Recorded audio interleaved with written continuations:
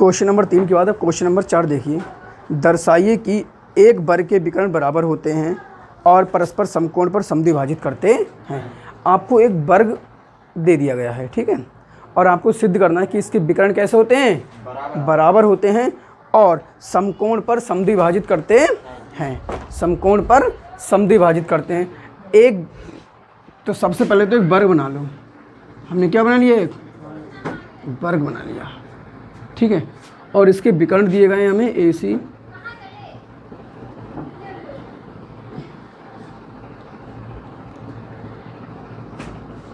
ठीक,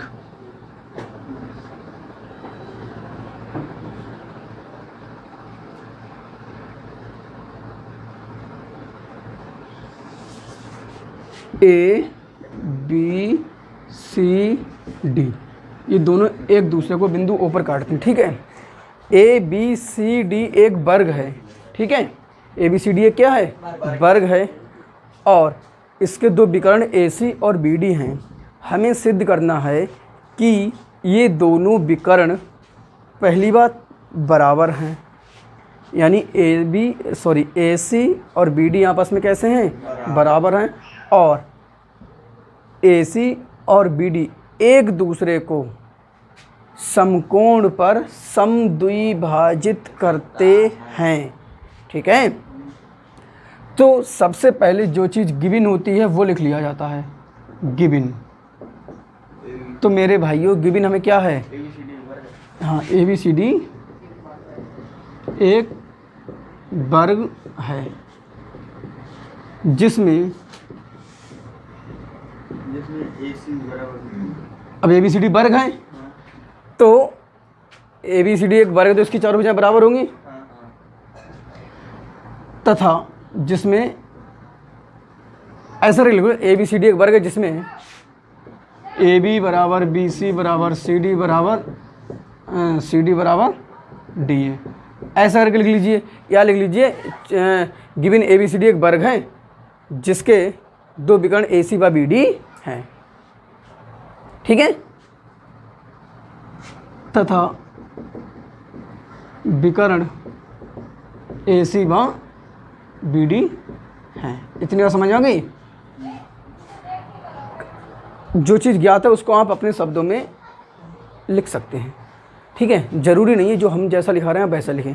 कई तरीके हो सकते हैं, आप लिख लो कि वर्ग ए बी सी डी के विकर्ण ए सी व बी डी हैं और वर्ग की चारों भुजाएं तो बराबर होती हैं, आप लोग जानते हैं। टू सो सिद्ध क्या करना है हमें, ठीक है। नंबर 1 तो बातें सिद्ध करनी। नंबर 1 ए ओ बराबर ओ सी तथा बी ओ बराबर ओ डी। नंबर सॉरी सबसे पहले में सिद्ध करना है विकर्ण कैसे हैं, बराबर, ए सी बराबर बी डी, जो दोनों विकर्ण हैं वो कैसे हैं, बराबर हैं। और नंबर 2 हमें सिद्ध करना है कि ए ओ बराबर ओ सी एंड बी ओ बराबर ओ डी, ठीक, बी ओ बराबर ओ डी, ठीक है। और ये दोनं बराबर होने समद्विभाजित करने चाहिए, किस पर करने चाहिए, समकोण पर, यानी ये वाला कोई सा एक कोण मान लो और कोण ए ओ बी बराबर 90 डिग्री, ठीक है। एक 90 डिग्री का हो जाएगा तो चारों 90 डिग्री के हो जाएंगे, ठीक है। चलो प्रूफ करते हैं, क्या करते हैं, प्रूफ करते हैं, ठीक है भाई। तो सबसे पहले तो आपको ए सी बराबर बी डी लेना है। तो हमने क्या करा, एक त्रिभुज हमने ये ले लिया डी ए बी और एक ले लिया ए बी सी, ठीक है। चित्र देख के और प्रूफ जो हमें करना है उसको देख के ही हमें पता लग जाएगा हमें त्रिभुज कौन सा लेना है। हमें ए सी को और बी डी को बराबर सिद्ध करना है, तो सबसे पहले हम ऐसे दो त्रिभुज लेंगे जिसमें हमारा ए सी आ जाए और बी डी आ जाए, ठीक है। तो हमने क्या किया, त्रिभुज बी ए डी बा त्रिभुज ए बी सी में अपना ध्यान से देखना, ये वाली भुजा इसके बराबर हो जाएगी, यानी अपना ए डी बराबर किसके हो जाएगा, बी सी के हो जाएगा। और कोण ए बराबर, कोण ए कह दो या बी एस डी कह दो, बात तो एक ही है। कोण ए बराबर किसके हो जाएगा, कोण कोण बी के हो जाएगा, प्रत्येक 90 है। वर्ग के चारों कोणों का वर्ग के चारों कोण कैसे होते हैं, 90 डिग्री के ही तो होते हैं। वर्ग का प्रत्येक कोण 90 डिग्री का होता है। ये चीज़ हमें क्या है, गिवन है, ठीक। और ए बी हमारा कॉमन आ रहा है, ए बी बराबर ए बी क्या है, कॉमन है। इसलिए त्रिभुज बी ए डी सर्वांग हो जाएगा त्रिभुज ए बी सी के by side angle side rule.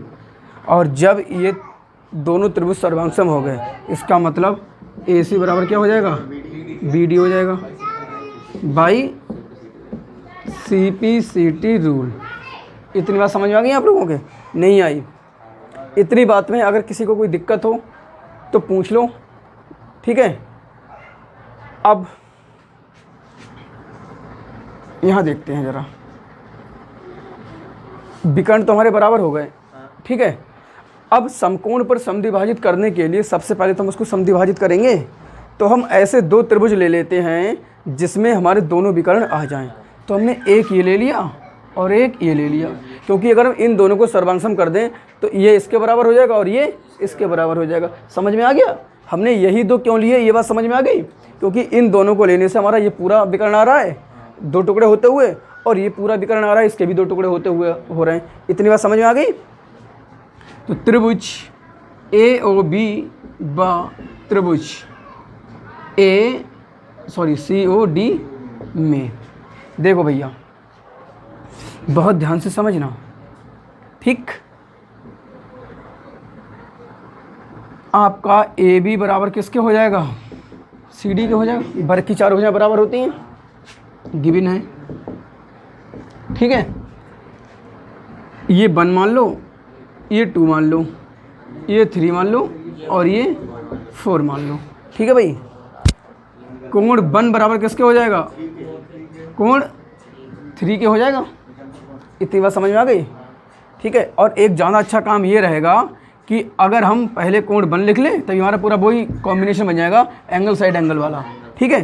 तो हम पहले साइड नहीं लिखते, हम पहले एंगल लिख लेते हैं। अगर साइड लिख लोगे पहले तो भी कोई दिक्कत नहीं है, आपकी मर्जी, हमें 3 चीज़ें बराबर करनी है, कोई सी भी कर दो और किसी को भी कहीं पर भी लिख लो। लेकिन एक कॉम्बिनेशन होता है एंगल साइड एंगल का, साइड एंगल साइड का, पढ़ते हुए अच्छा लगता है। तो इसलिए पहले हमने क्या करा, कोण 1 बराबर कोण 3 हो जाएगा। क्यों? क्योंकि ये वर्ग दिया गया है और वर्ग एक ऐसा समचतुर्भुज या समांतर चतुर्भुज कह दें, समचतुर्भुज समांतर चतुर्भुज होता है, तो फाइनली वर्ग भी तो एक समांतर चतुर्भुज ही होता है। और समांतर चतुर्भुज, जब समांतर चतुर्भुज है यानी इसकी आमने सामने की वाली भुजाएं कैसी होंगी, बराबर होंगी। और जब दो समांतर रेखाओं को एक तिर्यक रेखा काटती है तब उनके एकांतर कोण कैसे होते हैं, बराबर होते हैं। यानी कोण 1 बराबर कितना हो जाएगा, कोण 3। एकांतर कोण ए बी बराबर क्या हो जाएगा, सी डी हो जाएगा, गिवन है।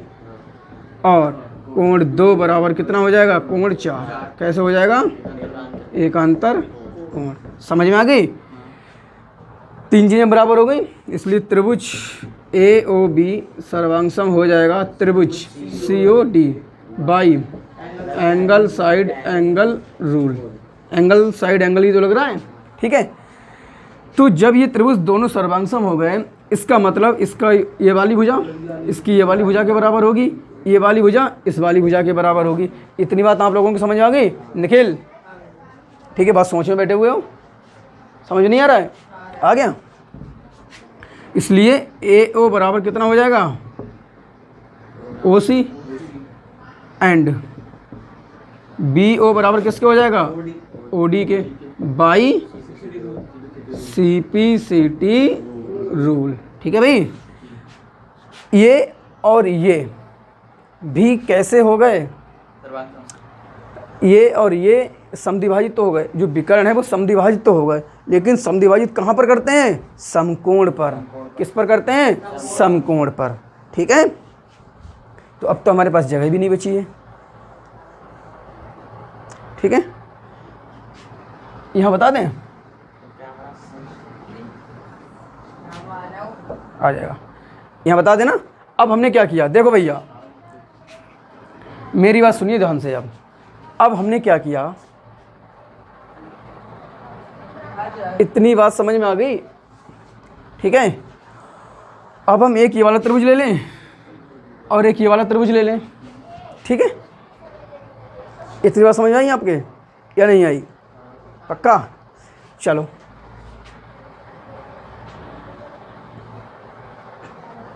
त्रिभुज ए ओ बी व त्रिभुज बी ओ सी में अपना, देखो भैया, ये वो साइड आ रही है, इसके बराबर हो जाएगी, ये साइड कॉमन हो जाएगी और ये इसके बराबर हो जाएगी नहीं हो जाएगी? तीनों साइडें आ रही हैं तो कोई दिक्कत नहीं है। अपना ए बी बराबर किसके हो जाएगा? सी डी के हो जाएगा, सॉरी ए बी बराबर हो जाएगा बी सी के,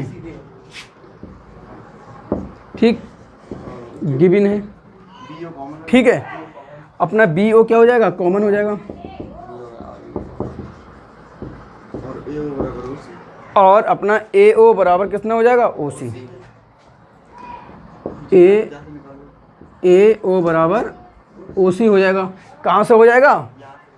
फ्रॉम टू, सेकंड प्रूफ से, फ्रॉम टू, ठीक है भैया। तीन चीज़ें बराबर हो गई, इसलिए त्रिभुज ए ओ बी सर्वांगसम हो जाएगा त्रिभुज बी ओ सी के by S S S rule. और जब ये त्रिभुज सर्वांगसम हो जाएंगे तब इस वाले त्रिभुज का ये वाला कोण और इस वाले त्रिभुज का ये वाला कोण कैसा हो जाएगा? बराबर हो जाएगा। इसलिए कोण ए ओ बी बराबर हो जाएगा कोण किसको हो जाएगा? बी ओ सी के। इतनी बात समझ आ गई? By C P C T rule. इतनी बात समझ आ गई? चलिए भैया, अब ये दोनों कोण बराबर तो आ गए ना, चूँकि देखो भैया, ये ए सी एक स्ट्रेट लाइन है और एक स्ट्रेट लाइन हमेशा 180 डिग्री का कोण बनाती है, ठीक है। इसका मतलब देखो भाई, ए कोण ए ओ बी प्लस कोण बी ओ सी बराबर 180 है नहीं है? तो कोण ए ओ बी, इसे समीकरण मान लो, देखो इसे कुछ मत मानो, ठीक है। चलो कोण ए ओ बी ऐसा कैसा है प्लस, इसे कुछ मान लेते हैं, इसे मान लें वन, तो हमने किसी तक को माना नहीं अभी, इसी को मान लो वन, सही है, इसी को वन मान लिया। तो A O B plus B O C किसके बराबर है? ए ओ बी के। तो इसकी जगह हम लिख सकते हैं ए ओ बी बराबर 180 डिग्री, ठीक। तो ये हो जाएगा 2 कोण ए ओ बी बराबर 180 डिग्री, 2 नेम 18। तो कोण ए ओ बी बराबर कितना हो गया? 90 डिग्री। तो मेरे भाइयों ये कोण 90 डिग्री भी हो गया, ठीक है। और यही हमें क्या करना था? प्रूफ। ये प्रूफ करवा रहे थे, ये प्रूफ करवा रहे थे और ये प्रूफ करवा रहे थे, तीनों बातें प्रूफ हो गई। इतना उतार लीजिए, पहले ये उतारना है यहाँ से यहाँ तक, ठीक, फिर ये उतारना है, फिर ये उतारना है, फिर ये उतारना है, ध्यान रहेगा।